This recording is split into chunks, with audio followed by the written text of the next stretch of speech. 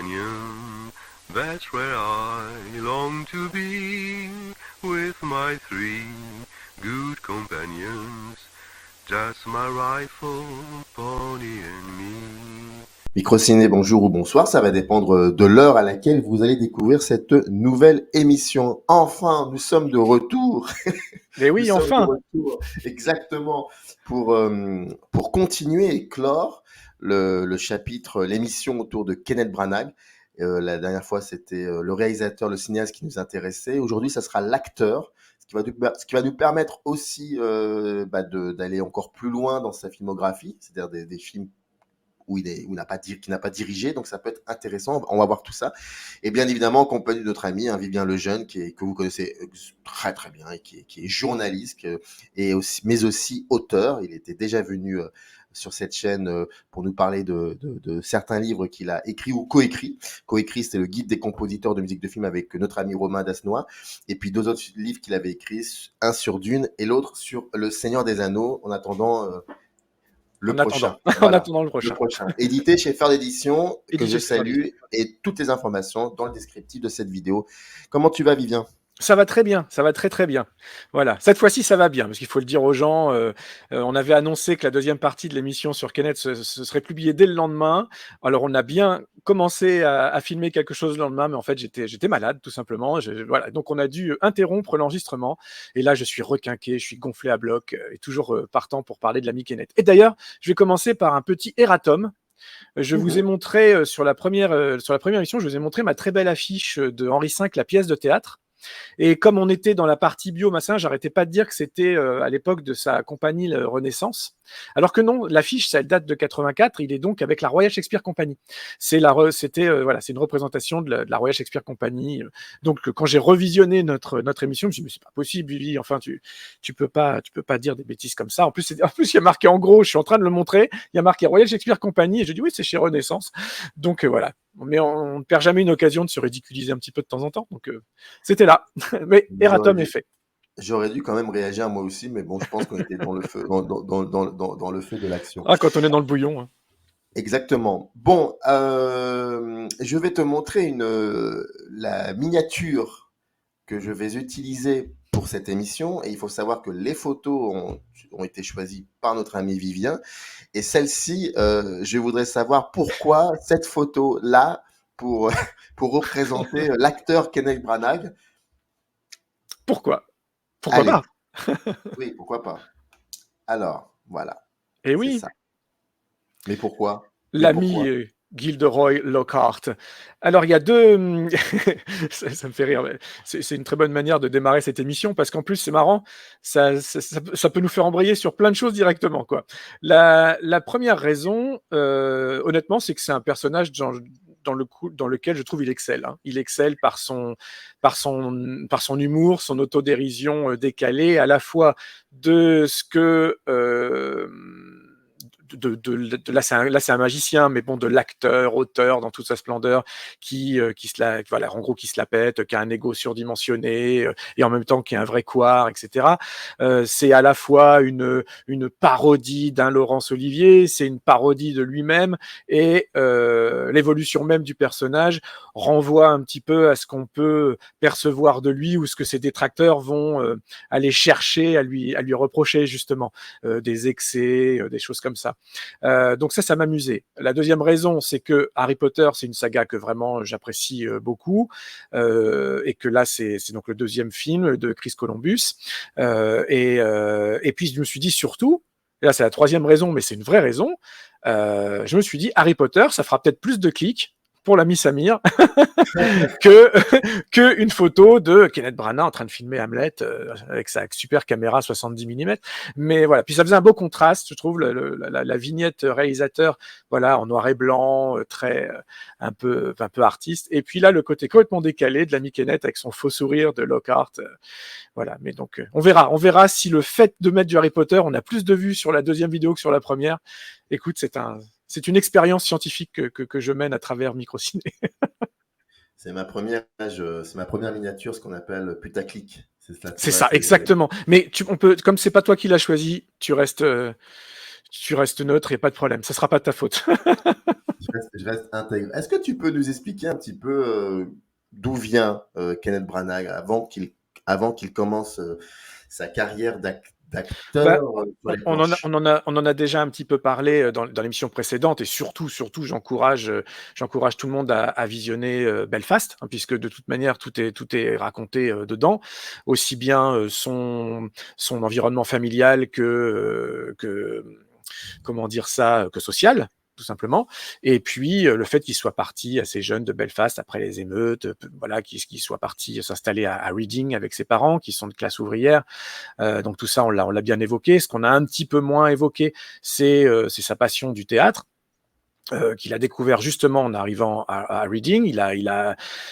Pour faire simple, il a été élève dans plusieurs écoles, en parallèle d'abord de ses études dites classiques, et puis après il s'est spécialisé dedans. Voilà, je sais plus le titre, je sais plus le nom des écoles là qui me viennent. Je sais qu'on les a citées en plus dans la première émission, donc je vous renvoie à la partie bio qu'on avait fait sur la première émission. Et donc entre deux, j'ai revérifié aussi son premier rôle shakespearien, c'était bien dans Othello, et il jouait Cassio. Voilà, je me rappelais plus du personnage qui jouait. Donc là, c'est pas un erratum, c'est un petit complément d'information par rapport à l'émission précédente. Il jouait Cassio. Et donc comme on l'avait dit, il s'est découvert une passion pour la comédie d'abord à travers le cinéma, parce qu'on dit toujours Kenneth Branagh, c'est un homme de théâtre, c'est un homme de théâtre, c'est un homme de théâtre. Mais ses parents l'emmenaient régulièrement, souvent au cinéma, déjà quand il habitait Belfast. Donc il s'est développé vraiment une culture cinématographique qui a à la fois aiguisé le réalisateur qu'il est devenu, ça on en a parlé, et bien sûr qui a nourri aussi l'acteur en devenir. Ce qui est étonnant, c'est que pour un acteur qui est autant imprégné de cinéma, quand il arrive pour ses premiers castings et sur les planches, etc., il a encore plus que maintenant, et je le dis très ouvertement parce que c'est ce qu'on lui reproche de manière générale, c'est un genre de surjeu. C'est vrai qu'il a tendance à déclamer beaucoup et à faire pas mal de mimiques, un petit peu surprononcées parfois, y compris au cinéma, hein, ce qui est plus gênant au cinéma que sur les planches, bien évidemment. Et d'ailleurs, il y a un exemple très frappant. Je suis allé ouvrir quelques fiches pour l'émission de ce matin, juste avant là. Et je suis allé sur la fiche IMDb de la captation filmée du Macbeth en 2013. D'ailleurs, je vais rouvrir la fiche devant moi parce que je voudrais pas écorcher le nom des metteurs en scène. Donc, Rob Ashford et Tim Van Sommeren. Et donc, c'était avec le National Theatre. Et Kenneth Branagh ne fait que jouer. Ne fait que jouer. Il joue brillamment dedans, à mon sens, mais il n'est pas le metteur en scène de cette pièce. Et quand on va sur IMDb, il y a un commentaire un avis d'une personne. Eh bien, cette personne, dans cet avis, dans ce commentaire plutôt, dit que Branagh, il y en a marre qu'il se caste lui-même dans les premiers rôles des pièces et des films qu'il dirige. Donc ça, c'est intéressant parce que c'est une erreur commune. Kenneth Branagh est tellement associé à Shakespeare que dès qu'il est dans du Shakespeare, tout le monde pense que c'est lui qui le fait. Mais non. Et d'ailleurs, en commentaire de la première vidéo qu'on a faite ensemble, il y a quelqu'un qui parle du film Othello de Parker, en disant c'est de Branagh. Et non, et tout le monde fait ces erreurs-là. C'est rigolo quand même. Et je trouve que c'est assez symptomatique de sa carrière en général. Donc, il démarre, pour revenir un petit peu plus sur ta question, il démarre vraiment sur les planches. Comme on l'avait évoqué aussi, ce qui lui plaît, c'est cet esprit de famille plus que de camaraderie. La perspective de travailler avec les mêmes personnes au fil du temps, aussi bien sur les planches qu'ensuite au cinéma, puisque les deux carrières sont vraiment parallèles. Il a démarré, on en a parlé aussi, Henri V, il a démarré ça très très jeune, donc il avait 25, 27 ans dans ces eaux-là. Donc voilà, il y a tout ça, et puis il y a aussi la partie télévision, parce qu'il a démarré à la BBC très très très tôt, très jeune. Il a fait de la figuration dans Les Chariots de feu, et puis de pièce en pièce, il a réussi à imposer un style, plutôt une énergie. Voilà, j'ai plutôt envie de dire une énergie assez nouvelle, qui lui ont valu notamment plusieurs prix de jeune espoir pour des pièces alors qu'on n'a jamais eu en France et qu'on connaît pas, hein, c'est pas traduit. C'est vrai que c'est difficile de pouvoir apprécier le théâtre anglais quand on n'habite pas sur place et que voilà, il n'y a pas de sous-titrage, il y a pas de voilà, donc c'est compliqué. Moi-même, j'ai vu très peu de pièces avec Branagh acteur. J'ai vu Macbeth. Voilà, qui était une mise en scène formidable et je le trouve absolument génial dedans. Mais même là, effectivement, oui, bien sûr qu'il surjoue. Kenneth Branagh, c'est quelqu'un qui surjoue, pas tout le temps, mais dans dans le gros de son travail, on peut considérer qu'il surjoue, même chez lui, que ce soit sur scène ou à l'écran. Qu'est-ce que comment tu ressens son jeu, toi, par exemple? Parce que Mais moi, c'est vrai que parce que même dans un Peter Friends que je sais que tu aimes, ouais. parfois il a des grandes mimiques, des grands gestes, un peu plus vrais que nature. Non, mais moi, j'allais te poser la question. Alors, je te répondrai après à Ouais. ça. Mais j'allais en fait te poser, t'interrompre même pour dire, mais comment tu peux l'expliquer sur ce surjeu, que cela soit au théâtre, mais surtout moi, je trouve pas que dans Henri V, par exemple, il surjoue. Je Pas du trouve tout. que Pas du tout. c'est Au au contraire. contraire, même, Au contraire. il est toujours comment dire, Dans la dans retenue. l'écoute, Ouais, la dans l'écoute et la compréhension, retenue. et Ouais. ensuite, bien évidemment, il prend des décisions qui peuvent être soit joyeuses, soit terribles. Mais et dans Peter's Friend, bah là, je te réponds, ça colle parfaitement au personnage qu'il doit jouer. Exactement. Donc, moi, ça ne me choque pas.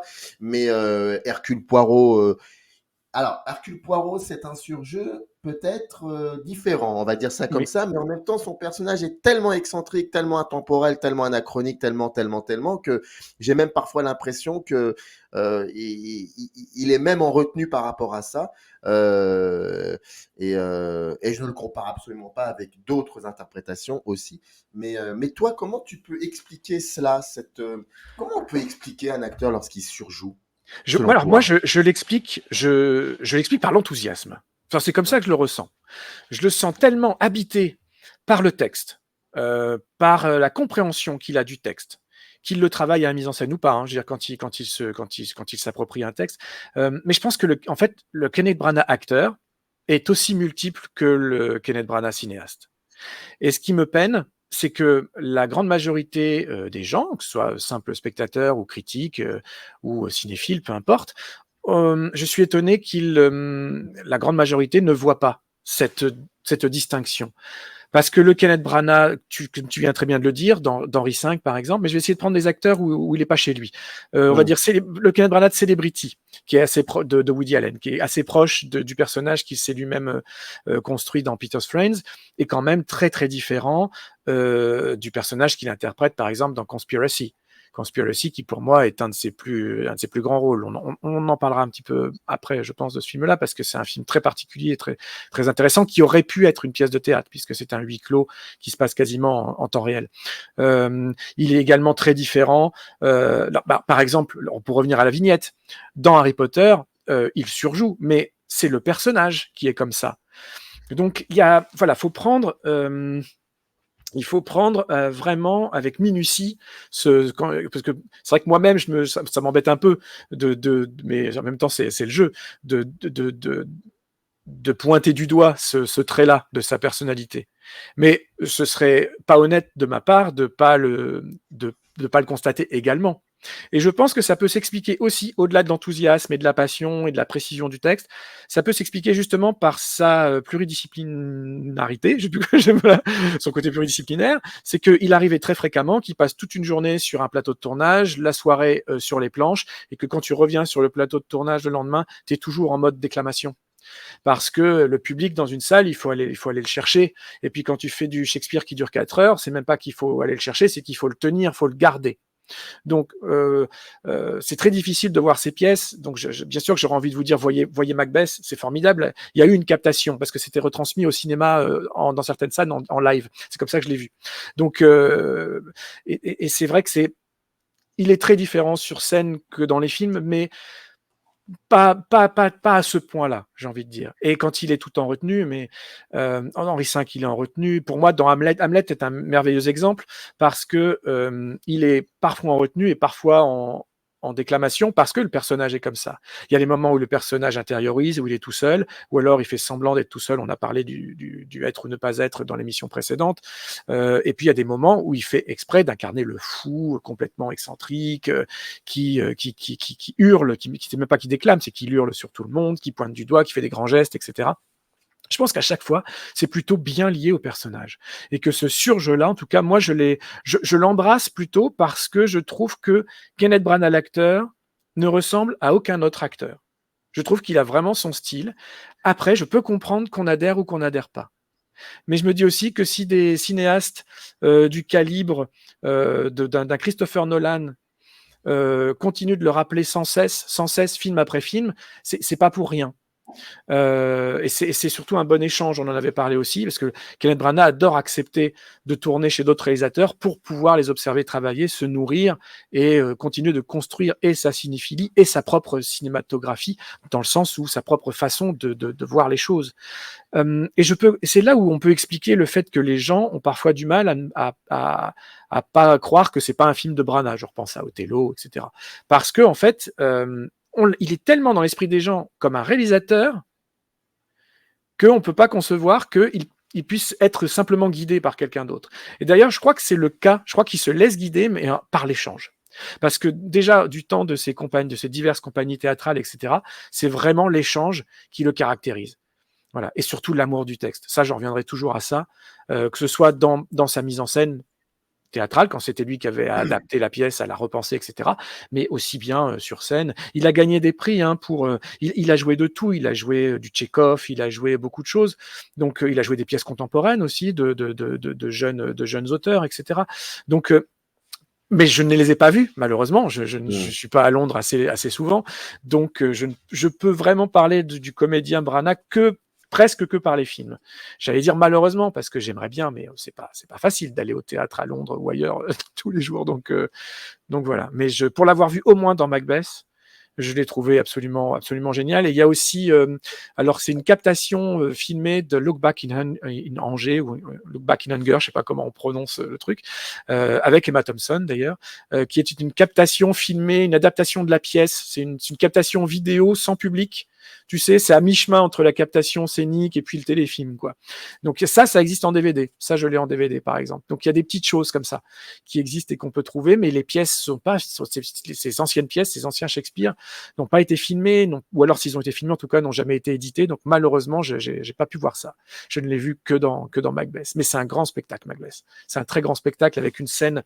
Le public est à droite et à gauche de chaque côté. La scène est centrale, avec du sable, quand il y a des séquences de bataille, de guerre, etc. Ils sont dans la boue, ils sont dans le sable, il y a de la pluie qui tombe. Donc c'est vraiment, vraiment une expérience assez incroyable, et j'aurais tellement aimé pouvoir être dans la salle, ça devait être absolument formidable. Quand tu parles de surjeu, moi, il faut savoir aussi que là, je parle beaucoup plus des films qu'il a dirigés et dans lesquels il a souvent le rôle principal, mais après, tu vas me dire, c'est normal, c'est le texte de Shakespeare qui veut ça. Mais il y a aussi le fait de choisir ce texte-là. Moi, quand je vois Kenneth Branagh jouer, je n'ai pas l'impression que tout tourne autour de lui, en fait. Moi, les personnages qui sont secondaires, donc qui sont autour de lui, ont autant d'existence que les personnages joués par Kenneth Branagh. Complètement. Il est probable. Parce qu'il les aime. Mais voilà, parce que ça peut exister, ça, des films dans lesquels le personnage principal, masculin ou féminin, est joué par un acteur ou une actrice, et tu vois que ce qu'il y a autour n'existe pas fort. Les autres personnages pourraient ne pas être là, ça serait la même chose. Là, pour le coup, c'est peut-être un des aspects du surjeu, et c'est même très, très problématique parfois. Alors que dans tous les films adaptés de l'œuvre shakespearienne, et dans lesquels très souvent Branagh est le personnage principal, très souvent, les autres personnages existent aussi. Ils sont là. Bien sûr. Et ils existent déjà chez Shakespeare avant. Exactement. De toute manière. Il n'y a pas de. Bien sûr qu'il y a toujours premier rôle, second rôle, personnage secondaire, etc. Mais je trouve que c'est pas forcément vrai. Est-ce qu'on peut considérer, parce qu'officiellement, Ophélie dans Hamlet, par exemple, Kate Winslet, c'est un personnage secondaire parce qu'on la voit pas tant que ça. Mais jamais je considérerais Ophélie comme un personnage secondaire. C'est pas possible. Parce que même quand elle n'est pas là, on parle d'elle. Il y a une présence. Et on en revient au mot que tu as toi-même employé tout à l'heure, c'est l'écoute. Je trouve que Kenneth Branagh, et tu l'as très bien dit, est un des acteurs qui écoute le mieux. C'est-à-dire que beaucoup d'acteurs, et parfois on peut le ressentir, notamment sur scène, pendant que l'acteur qu'ils ont en face exprime son texte, se remettent en tête pendant ce temps-là la tirade qu'ils ont à sortir après, surtout chez Shakespeare, parce que c'est compliqué, c'est des tirades tellement longues, etc. Donc tout le monde, ils sont pas toujours forcément concentrés sur ce que dit la personne en face. le plus sublime dans l'acting, c'est quand tu arrives à tellement être habité par le texte que tu n'as plus à y réfléchir. Ça, c'est l'avantage qu'offre le théâtre, parce que ça te conditionne à ça. Comme un film d'action avec des chorégraphies de combat ou autre, hein. Il faut que on sait que les comédiens, par exemple, pour des séquences de cap et d'épée ou simplement de combat à main nue, doivent répéter pendant des semaines une chorégraphie jusqu'à ce qu'ils la connaissent tellement en eux que le jour du tournage, il n'ait pas à y penser du tout, que ce soit automatique et qu'ils puissent se concentrer sur le jeu. Le texte, c'est pareil. Le texte, c'est un genre de chorégraphie comme ça. Et Branagh, je trouve qu'il a cette faculté à aimer tellement le texte, mais pas seulement le sien, mais le texte dans sa globalité, qu'on voit qu'il est habité, il joue encore pendant que l'autre en face est en train de dire son texte. Et ça peut paraître bête, mais c'est pas si souvent que ça, cette qualité-là d'écoute. Et je trouve que vraiment, lui, il a ça. C'est en tout cas, moi, une des grandes qualités. Et y compris dans Harry Potter, où il doit en faire des tonnes, où il doit être un peu ridicule, où il doit... Voilà. Mais il y a un geste que j'adore dans Harry Potter, c'est quand on le découvre, en fait, il y a une séance de dédicace organisé dans la librairie où Potter et toute la famille des Weasley arrive et tout ça. Il y a la maman Weasley qui est complètement fan du magicien, de Lockhart, va lui faire dédicacer les disques. Quand il repère qu'il y a Harry Potter dans la foule, il voit là l'opportunité de faire la une des journaux, de faire une belle photo. Et il a un geste absolument extraordinaire, c'est qu'il fait ce sourire faux, etc. Il prend les photos, le surjeu, etc. Et mais après, en revanche, il revient tout en nuance d'un simple geste où la photo est prise, il repousse Harry Potter et ses livres avec un petit air de dédain. Et là, il est passé du surjeu volontaire à quelque chose de très intérieur et de très vrai de ce personnage, qui est en fait un personnage pas honorable du tout et pas amusant. C'est-à-dire qu'en un sens, c'est un vrai méchant. Voilà. Et d'un simple geste de dédain, un regard, il y a une maîtrise à la fois du geste de la main et du faciès que je trouve extraordinaire juste sur ce petit plan et qui est très anodin, qui peut être très très anodin. Et ça pour moi c'est la bipolarité de jeu de Kenneth Branagh. Est-ce qu'on peut dire que Kenneth Branagh, depuis qu'il est entré en cinéma, a été très peu voulu, donc très peu regardé par d'autres cinéastes que par lui-même? Alors, oui, je pense que oui, il y a de ça. Je pense que c'est toujours compliqué pour un cinéaste d'embaucher un autre cinéaste. Parce que je pense que tu n'as pas envie d'être, grosso modo, tu n'as pas envie d'être embêté sur ton tournage par un type qui soit va te poser des questions tout le temps, soit va vouloir mettre son grain de sel tout le temps. Et je pense pas que ce soit son cas. Mais je pense malgré tout qu'il y a toujours une déformation professionnelle et que il a toujours l'œil un peu partout et que peut-être ça peut s'expliquer. Après, tout simplement, il n'a pas eu des rôles. Il a eu des grands rôles, hein, mais il n'a pas eu de grands rôles significatifs chez d'autres. C'est vrai que ses plus grands rôles, il se les est donnés concrètement. Ses rôles de premier plan.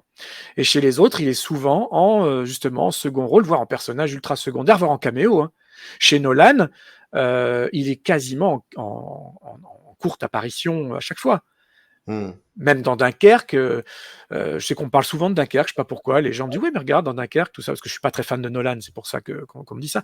Mais oui mais même dans Dunkerque, soyez honnête, Kenneth Branagh, il est là 10 minutes les bras levés, c'est un grand maximum. Dans Tenet, il est pas là non plus, et là dans Oppenheimer, on sait même pas encore quel rôle il va jouer. Donc on entend sa voix à un moment donné dans la bande-annonce, mais donc ça reste plus du caméo amical, je pense. Et c'est vrai qu'il a eu quelques premiers rôles comme The Gingerbread Man, comme il y a eu qui était très bien. D'abord, il est très bon dedans. Et là, je trouve qu'il surjoue pas. Il y a eu beaucoup, même dans les autres.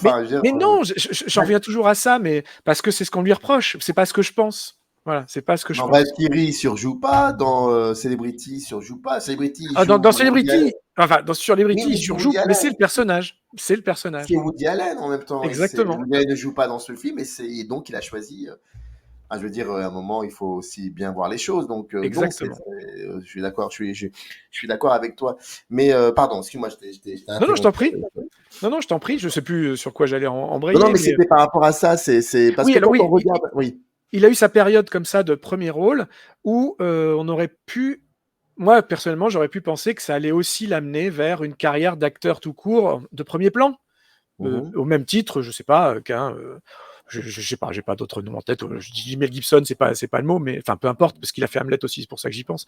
Mais voilà, enfin, une carrière d'acteur pour juste pour son jeu. Et en fait, j'ai pas l'impression qu'on vienne le chercher pour son jeu, alors qu'il joue très très bien, ce qui est quand même très très bizarre, très très bizarre. Mais j'ai pas l'explication pour ça. J'ai pas l'explication. C'est vrai que de mémoire, si on regarde de manière assez rapide la filmographie, euh, enfin, sa filmographie en tant qu'acteur chez d'autres personnes, enfin En tout chez cas, des au confrères, cinéma.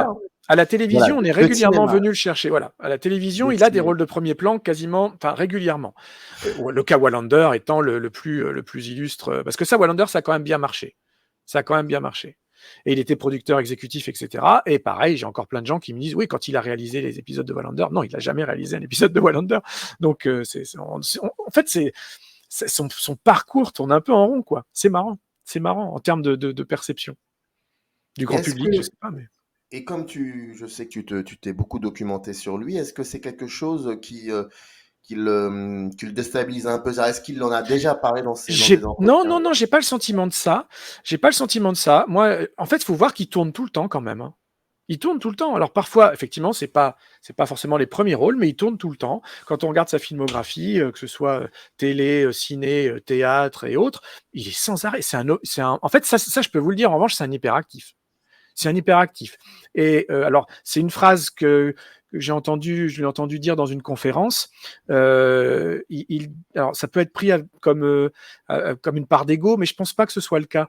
Il dit quand on se découvre un talent, un vrai talent, il faut l'entretenir et il faut l'alimenter tout le temps. C'est-à-dire qu'il faut pas le perdre. Faut pas le Hmm. gâcher. Quand on a un talent, faut y aller tous les jours, tous les jours, tous les jours, tous les jours. Et Kenneth Branagh, c'est quelqu'un qui est occupé tous les jours, soit en tant qu'acteur, soit en tant que, il fait en même temps qu'il joue une pièce, il va préparer la mise en scène du prochain film qui va tourner. Il les a quand même enchaînés, hein. Rien que les Trois Poireaux, il les a enchaînés. Et entre deux, en plus, il y a eu All Is True et il y a eu Artemis Fall et il y a eu, enfin, il a énormément tourné. Donc il est hyper actif. Kenneth Branagh. C'est juste Plus que les, nous, plus pour les nous, films, France. plus les films qu'il a réalisés dans lesquels il ne joue pas, comme Belfast. Exactement, voilà. Hmm. Donc, comme pour nous, Français, la perception est faussée. Je pense que les Anglais, ils mangent du Kenneth Branagh tout le temps. Ils regardent, ils allument leur télé pour regarder le couronnement de Charles III et qui on voit à l'image en invité Kenneth Branagh qui rentre à Westminster. Tu vois, il est là. Kenneth Branagh, il est là. Il fait partie du panorama soviétique. D'ailleurs, Emma Thompson était là aussi, par exemple. Alors, pas ensemble, hein, malheureusement, mais ça aussi, c'est tout Alors, un. j'avais pas prévu cette question, donc voilà, c'est de ma faute pour le coup. Mais et en même temps, j'aurais dû la poser dans la première émission, mais c'est pas grave. Ce que tu viens de dire là par rapport à le fait qu'il soit partout et qu'on le trouve même au couronnement du roi Charles III, c'est Charles C'est III, ça, je crois, ouais. c'est Charles III. La question, elle est très simple, c'est que dans la sphère cinéphile britannique, non pas chez les jeunes, je vais dire ça comme ça, mais est-ce que Branagh, ses films, et surtout, et aussi bien évidemment lui en tant qu'acteur, est-ce que c'est quelqu'un qui est considéré comme une espèce de figure un peu, pardonne-moi du mot, hein, muséale, on va dire ça comme ça. Muséal, je sais pas. Peut-être pour les jeunes. En tout cas, il fait partie vraiment intégrante de la culture populaire et culturelle du pays. Vraiment. Voilà, Et d'accord. il est, c'est pas qu'il est partout, mais c'est que tout le monde le connaît. Kenneth Branagh en Angleterre, c'est une institution. Voilà. Voilà, d'accord. D'ailleurs, faut savoir que, alors je suis pas royaliste hein, du tout. Hein, je parle de régulièrement. J'ai parlé de Charles III la dernière fois parce que Patrick Doyle a été choisi par Charles III pour faire sa marche et que Kenneth Branagh a été invité par Charles III aussi, parce qu'il faut savoir que c'est lui-même qui a invité tous les gens qui étaient présents, le roi. Donc voilà, il a invité les gens qu'il avait envie de voir, de rencontrer, ou voilà. Donc parmi eux se trouve Kenneth Branagh et Patrick Doyle. Donc j'ai l'impression d'être à la maison, mais mais je suis pas du tout. Je m'intéresse pas spécialement à ça, je le précise au cas où, mais parce que je trouve ça marrant. Mais c'est symptomatique de quelque chose. Et je pense que tu as raison. Ça fait partie quand même de l'Angleterre, je pense, vieillissante. Kenneth Branagh, bien sûr, bien sûr. Mais comme en France, la roue tourne pour tout le monde. Hein. La roue tourne pour tout le monde. On parlait dans notre émission Fabelmans ensemble du fait que je pense que j'avais vraiment le sentiment, et je pense pas me tromper, que Spielberg, aussi respecté soit-il encore à l'international, etc. On parle quand même de Steven Spielberg, mais chez les jeunes générations, c'est nettement moins le cas. Et j'ai eu une discussion en début de semaine avec une collègue qui arrivait au travail à TV5 complètement consternée et tout, pour m'expliquer qu'elle venait de passer une soirée avec des amis, et parmi ses amis, il y a des jeunes ados. Donc, il y avait notamment, je sais plus si c'était une fille ou un garçon de 17 ans qui ne connaissait pas le nom hein, de David Bowie. Et là, non seulement tu prends un coup de vieux, et tu te dis Non, mais il avait. comment c'est possible. Alors là, tu vois, je vais le défendre. Comment c'est possible? Je vais défendre les ados. Mais non, mais toi, tu n'as pas le droit de dire ça, vu qu'en plus, tu as baigné dans la musique. Il a plusieurs prénoms, David Bowie. Il s'appelle Ziggy, il s'appelle. Joli. Tu m'as fait peur un moment. Tu m'as fait peur un moment. Bravo. Bah écoute, je sais pas quoi te dire. Bah c'est pas grave. Tu sais, je vais te dire, quand on avait juste à ta 17 ans, non mais oui, voilà, c'était. Parce que tu sais, moi j'aime bien toujours me dire, je veux pas. Je suis concerné moi aussi, mais je veux toujours défendre les nouvelles générations. Parfois c'est dur, c'est vrai, mais c'est parce que je me mets à leur place. Enfin, il faut. nous avons eu des complications. Mais bien sûr, petite parenthèse, je te rejoins complètement. Il est normal que les plus jeunes ne connaissent pas tout de notre culture populaire à nous, etc. Après, il faut rester ouvert. Et puis, il y a un cas d'école très rigolo. C'est la dernière saison de Stranger Things qui a fait un carton et qui a remis une chanson de Kate Bush complètement Running Up That Hill, complètement au goût du jour. La plupart des jeunes ont écouté ça en boucle, sans même se dire que ça venait. Enfin, en plus c'était l'original, mais au moins c'était l'original, c'était pas une reprise, mais sans même se dire que ça datait pas de la série, ça n'a pas été fait pour la série. Et beaucoup restent dans ce prisme de je l'ai entendu là, donc ça vient de là. Et pour avoir échangé avec plusieurs personnes, notamment des ados, etc., je trouve qu'ils n'ont pas. Alors après, ça va peut-être paraître, je vais faire mon vieux con, tant pis, mais il n'y a pas toujours cette curiosité vers ce qui s'est fait avant, qui peut définir un peu, j'estime, ce qui définit la cinéphilie, ou une partie de la cinéphilie. Tu vois, moi j'ai toujours été passionné, parce que on en reparlera ultérieurement prochainement ensemble, mais un de mes acteurs préférés, c'est Errol Flynn. Je suis né en 74, il était mort depuis longtemps. Et c'est un de mes acteurs favoris au monde, parce que je me suis toujours tourné vers ce qui s'était fait avant, etc. Donc je pense que c'est pas impossible. Bon, on est hors sujet, mais non, pas tant que ça avec ta question. Je pense que Kenneth Branagh, pour les nouvelles générations, il fait pas partie du game, même pour les jeunes Anglais, je pense. Sauf quand il fait, peut-être par la réalisation, effectivement, quand il fait Thor, mais même Thor, ça commence déjà à faire, c'était quand Thor, je sais même plus, mais ça remonte un peu, hein, ça a 10 ans ou plus déjà. Donc voilà, il a fait un petit caméo, on le sait pas, mais il fait un caméo dans Avengers Infinity Wars. Il a fait l'appel de détresse des Asgardiens qu'on entend, c'est Kenneth Branagh, par exemple. Donc tu vois, c'était quand même bien longtemps après, il réalise pas le film, il joue pas dedans, mais ça prouve qu'il y a quand même cette bonne entente. Là, en l'occurrence, avec Marvel, avec les frères Russo qui ont réalisé le film, etc. Donc, je pense que c'est quelqu'un, et d'ailleurs, tous les gens avec qui il travaille, Judi Dench et autres, tous les gens qui ont travaillé avec lui, disent tous en revanche que travailler avec Kenneth Branagh, c'est un bonheur, quoi. Que c'est un bonheur, parce que c'est quelqu'un d'investi, de passionné, encore une fois, dans l'échange, le partage, etc., quoi. Mais oui, c'est pas, il a pas, puis maintenant, en plus, il est vieillissant, c'est pour ça, on en parlait aussi, il se trouve lui-même, il se crée lui-même des rôles d'acteur vieillissant, donc Poirot. Restons sur Poirot. Sur Poirot.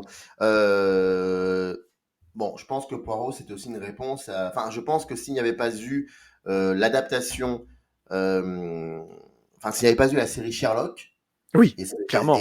Et le succès autour de cette série, je ne sais pas s'il se serait permis d'adapter de l'Agatha Christie du Poirot. Alors, il aurait peut-être eu envie de le faire, mais je pense que les financiers n'auraient pas suivi.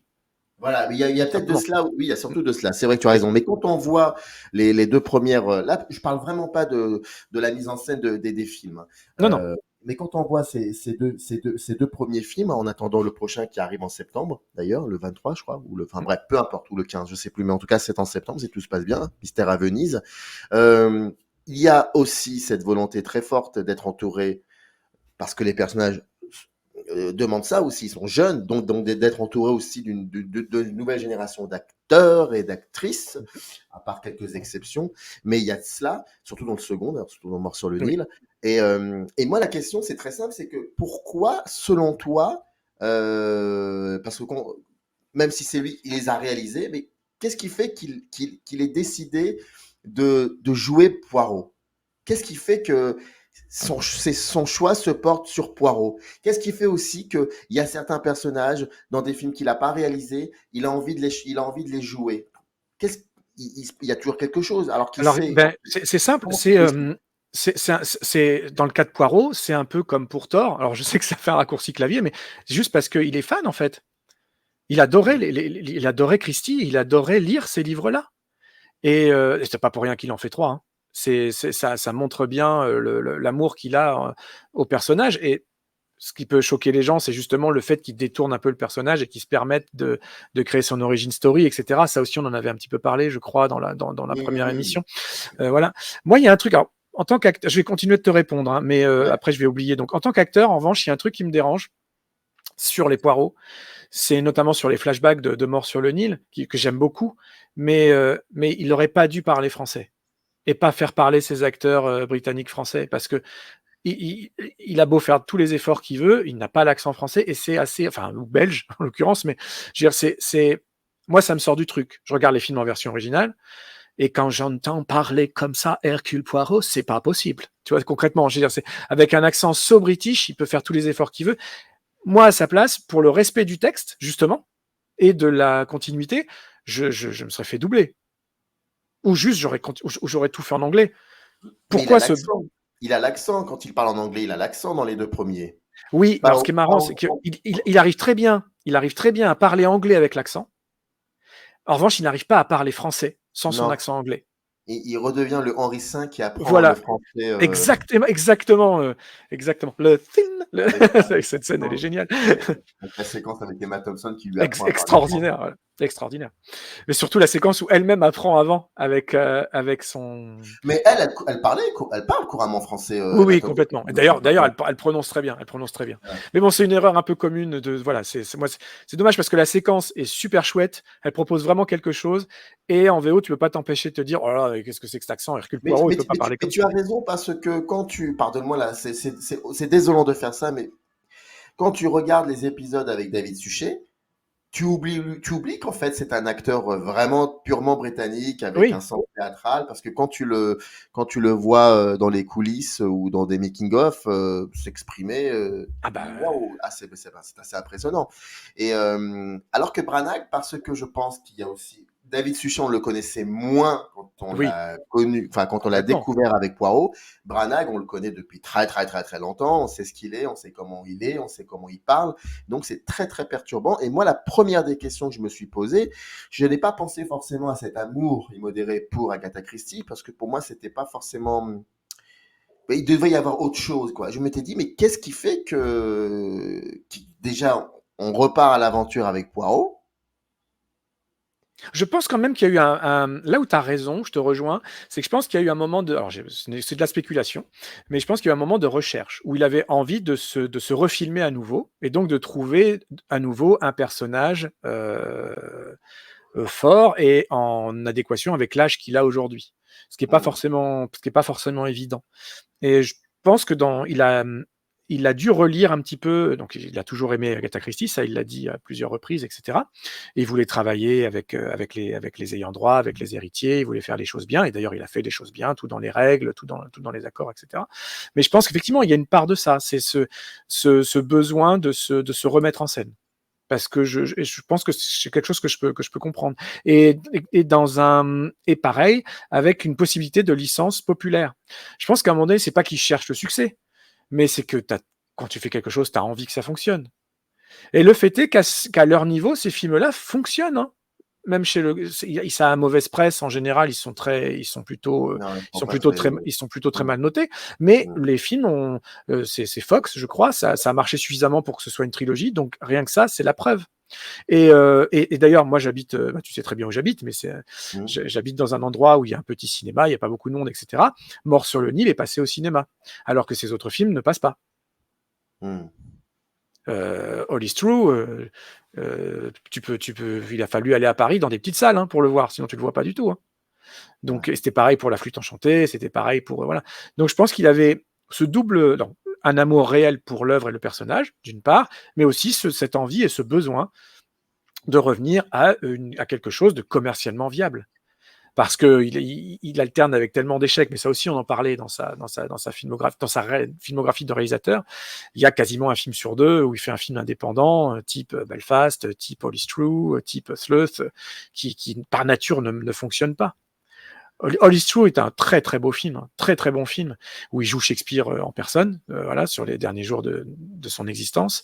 Et c'est un film qui est très dur sur le deuil de son fils, etc. Voilà, enfin, bref. Et donc il le joue très bien, et là pour le coup tout en retenue.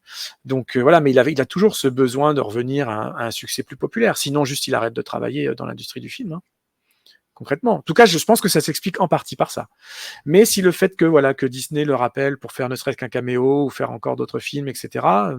Il y a eu Cendrillon, il y a eu Thor.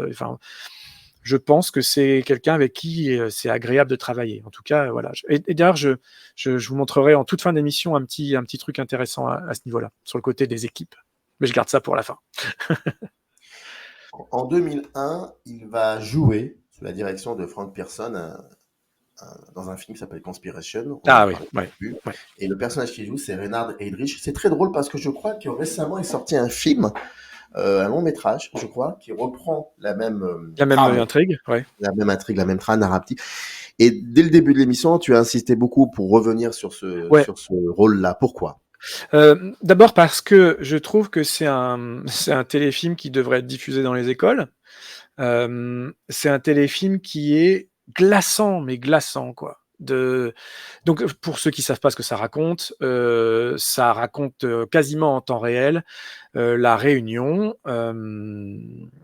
entre ces dirigeants, je sais pas comment faut les appeler, dirigeants, scientifiques, militaires, nazis, qui ont décidé en 90 petites minutes de temps la solution finale autour d'une table en mangeant des beignets et en rigolant et en se racontant des blagues.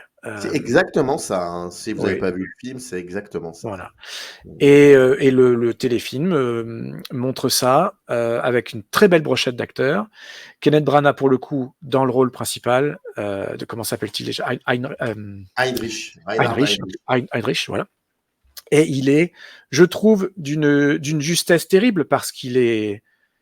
c'est bête à dire, mais je trouve que l'uniforme lui va bien. Il rayonne dans ce rôle, ce qui est volontaire. C'est qu'il faut donner cette figure, voilà. Alors à la fois, il peut être très dirigeant d'un coup d'un seul, il va s'imposer, mais l'instant d'après, il va faire des blagues, et puis il va faire des sourires, et puis il va brosser les gens dans le sens du poil, mais tout en rappelant que c'est continuellement lui le boss de la réunion. Hein. Voilà. Et en fait, il réunit tous ces gens simplement pour faire approuver un projet qui est déjà conçu, qui est déjà pensé, qui a déjà un dossier qui est imprimé, etc. Et ça pourrait être une pièce de théâtre assez fascinante parce que au final, la caméra ne fait que tourner autour de la table ou presque pendant les 2 heures de film. Et je trouve qu'il est brillant dedans. Brillant, le texte est très bon, c'est très bien écrit, et ça doit être tellement dur à jouer. Mais tellement dur à jouer, de se mettre dans la peau crédible. Parce que quand on embrasse un personnage qui décide comme ça de la mort de tant et tant de gens, enfin, on n'a même pas les mots pour décrire ce qui a suivi, et de jouer ça avec une désinvolture cynique, détachée de la condition humaine, alors qu'on est soi-même comédien britannique pour le coup, je pense qu'il faut aller puiser en soi des ressources quand même assez particulières. C'est des rôles compliqués. Et ce qui est intéressant, c'est qu'il joue dans Conspiracy le nazi ultime. Dans Valkyrie, il va jouer au contraire le traître qui va essayer de participer à l'assassinat d'Hitler. Donc il a plusieurs comme ça figures historiques. Et dans Dunkerque, il est de nouveau dans le côté des Anglais. Donc c'est vraiment une période qu'il a eu l'opportunité de visiter plusieurs fois en tant qu'acteur sous tous les prismes. Et ça doit être je pense que ça doit être très enrichissant et très intéressant en tant que comédien.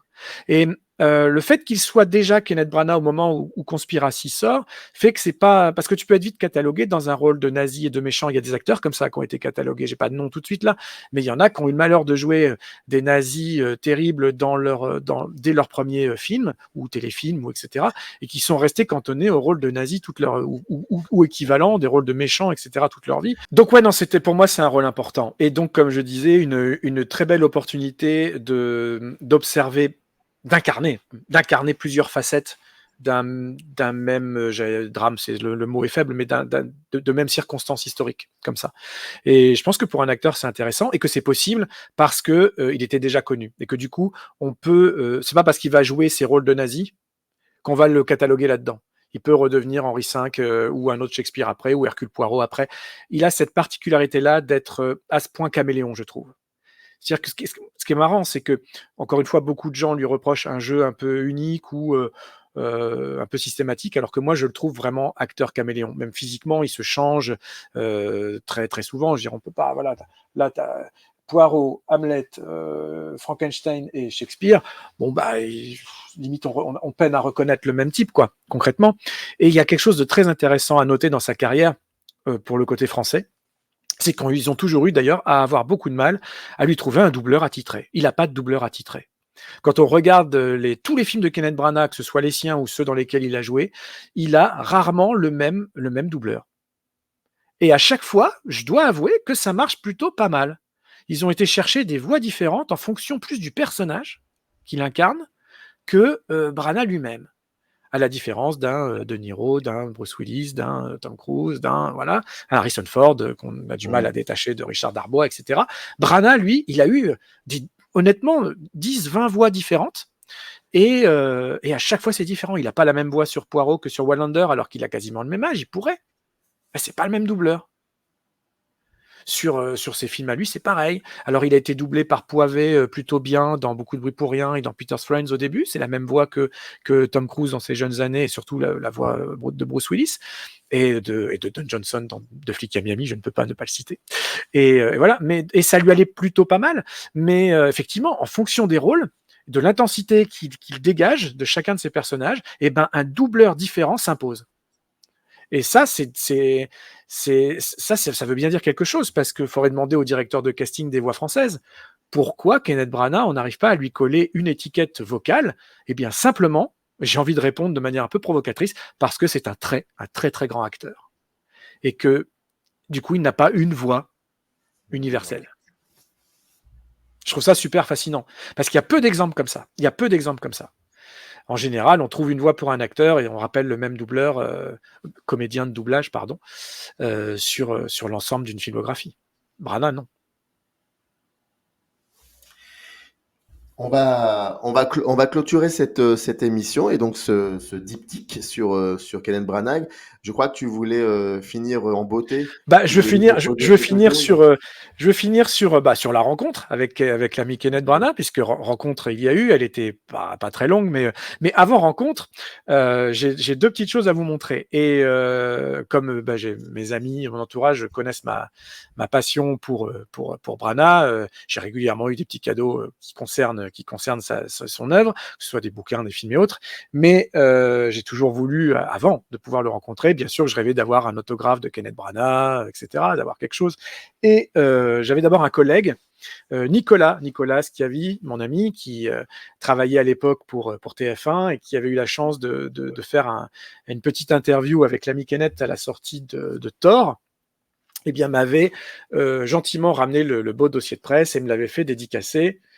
Voilà, donc j'ai la jolie dédicace de Kenneth Branagh à mon nom, hein, voilà, donc j'étais très content. Je me suis dit, au moins, si jamais je le rencontre pas, au moins j'aurai ça. Quand je me suis marié, j'ai un très bon ami à moi qui s'appelle Frédéric Le Tailleur, qui est maquilleur professionnel. Il vit à Londres depuis des années.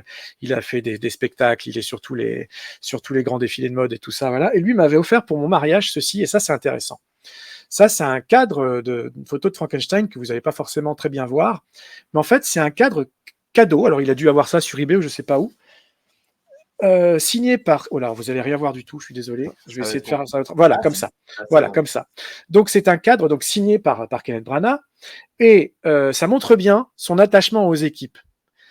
Ça, c'est le cadeau de fin de tournage du film Frankenstein. C'est le cadeau qu'il a fait à absolument tous les techniciens. C'est numéroté, signé 450 impressions sur du papier qui ne s'use pas, etc.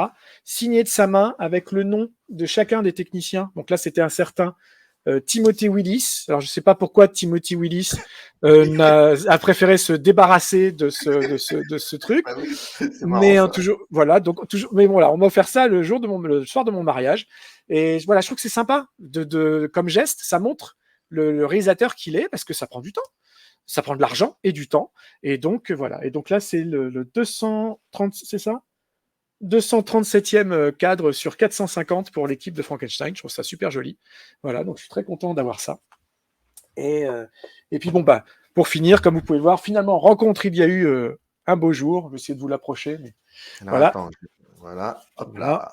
voilà, donc Et avec ben, voilà. la jolie photo avec l'ami Kenneth.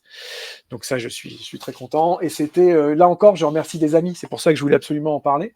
Parce que j'ai eu l'occasion de faire des articles sur lui, sur Thor notamment, sur Cendrillon, etc. Mais j'avais pas pu l'interviewer à ces moments-là. Et quand il est venu faire la promotion du Crime de l'Orient Express à Paris, alors là, c'est marrant, c'est qu'il y a eu une projection presse organisée pour, on va dire, les médias du web. Donc, il y avait les projections de presse et les rencontres pour les magazines de cinéma type Première, etc., peu importe. Et il y a eu, la Fox a organisé ça. Et là, alors c'est marrant parce que je collabore et j'ai des amis sur trois sites web, dont d'abord VL Media, sur dans le cadre de l'émission La Loi des séries de mon pote Alexandre Letraine, qui publie mes émissions Seriphonia. Il y a les chroniques de Cliffhanger Co de l'ami Fred Tepper, et enfin Brain Damage de l'ami Asma Al-Mardi. Et tous les trois, la veille de cette projection, m'ont dit on est invité à un truc, il y a Kenneth Branagh qui est là, faut que tu viennes avec moi, etc. Et donc j'y suis allé pour Brain Damage parce que là en plus j'avais l'opportunité de faire des papiers. Et du coup, et voilà, on a assisté à la projection. Et pendant la conférence, il y a eu un Q&A, voilà, on appelle ça un Q&A pendant 1 heure. Lui ai posé une question sur la musique, et donc sur Patrick Doyle, et il m'a fait une très très très longue réponse. Je crois que je dois avoir, sur un Q&A qui doit avoir duré 35-40 minutes, la réponse doit faire un quart d'heure. Donc, enfin voilà, c'est le moment donné où tu te dis, tiens, ça montre bien aussi que je lui parlais d'un sujet qu'il adore, en plus d'un ami à lui, Patrick Doyle, et dont on ne lui parle pas si souvent que ça. Donc, il a fait une très longue réponse, dont j'ai publié quelques extraits sur le site de Brain Damage. Je t'avais envoyé le lien d'ailleurs. Mais je crois, Tu t'avais dû le oui, mettre, je l'ai mis. ouais, tu l'avais publié sur la Ça, première émission. elle y est dans la première émission, donc Voilà. vous pouvez retrouver l'entretien. Oui. Et donc à l'issue de ça, voilà, on a pu se voir quelques minutes, faire la jolie photo qui est là, et puis va savoir, peut-être que dans le futur, nos chemins se recroiseront. Je le souhaite. Voilà. Peut-être pour Mystère à Venise, hein, Va savoir. sait-on Va jamais. savoir. Le film sort normalement le 13 septembre 2023, le troisième et dernier film, donc la trilogie Poirot. Je ne sais pas s'il continuera après, mais en tout cas, c'est le 13 septembre. Et à l'occasion de cela, et pas que ça aussi, bah, on s'est dit pourquoi ne pas. Enfin, c'est plutôt Vivien qui m'a proposé ce projet, et je lui en remercie. Donc, la première partie s'était consacrée au cinéaste, avec quand même des moments où Oui, bah, bien on sûr. dispute un peu, parce que. Enfin, disputer, entre parenthèses, mais disons, voilà, il y a des choses sur lesquelles Argumenté. on argumentait, on n'était peut-être pas. Et ça, c'était passionnant. Et puis aujourd'hui, c'était concernant l'acteur, son jeu, ailleurs aussi, pas forcément chez lui, dans sa maison, c'est-à-dire dans ses films. Et voilà. Donc merci en tout cas à toi, Vivien. Merci à toi d'avoir accepté la proposition. Et puis voilà, c'était sympa. J'encourage les gens à essayer de passer au-delà des préjugés concernant Kenneth Branagh, que ce soit le cinéaste ou le comédien. Il est entouré de préjugés. D'ailleurs, sur notre première émission, je crois, il y a un commentaire, ou je ne sais plus si c'était sur les réseaux, quelqu'un a commenté en disant 2h20 sur Kenneth Branagh, c'est un exploit. Tu vois, donc même à notre niveau, on ressent cette réticence à l'accepter comme quelqu'un d'important dans la sphère cinématographique. Voilà. Donc j'espère par l'expression de ma passion, avoir essayé de réhabiliter un petit peu le cinéaste et le comédien. Vous voyez Shackleton aussi qui est derrière moi, c'est une très bonne mini-série sur l'expédition menée par Shackleton en Antarctique, etc. C'est chouette tout ça, c'est des beaux projets. Gingerman, si vous l'avez jamais vu, c'est vachement bien. Voilà, donc revoyez, repensez l'ami Kenneth autrement. S'il vous plaît, s'il vous plaît. N'hésitez pas aussi à nous faire part de vos commentaires, qu'ils soient négatifs ou positifs, peu importe. Bien En sûr. tout cas, ça nous intéresse. Et puis, je sais que, et moi, et surtout Vivien, est très réactif à ça, donc on y répond. Merci à toutes et tous ceux qui nous ont suivis. Merci à toi, Vivien. On se retrouvera très Merci. certainement pour d'autres Prochainement, ultérieurement. projets, en tout cas, que tu m'auras proposé. Il y en a un, c'est sûr. Enfin, je sais pas si on aura le temps de le faire avant les vacances d'été. Peut-être ça sera à la rentrée. Mais en tout cas, c'est toujours un plaisir de discuter avec toi. Merci à toi, Vivien. Partagez, plus que À très partager. vite. Et puis à très vite. Merci à toi. Ciao tout le monde. Générique. Up arrive in the canyon, that's where I long to be, with my 3 good companions, just my rifle, pony and me.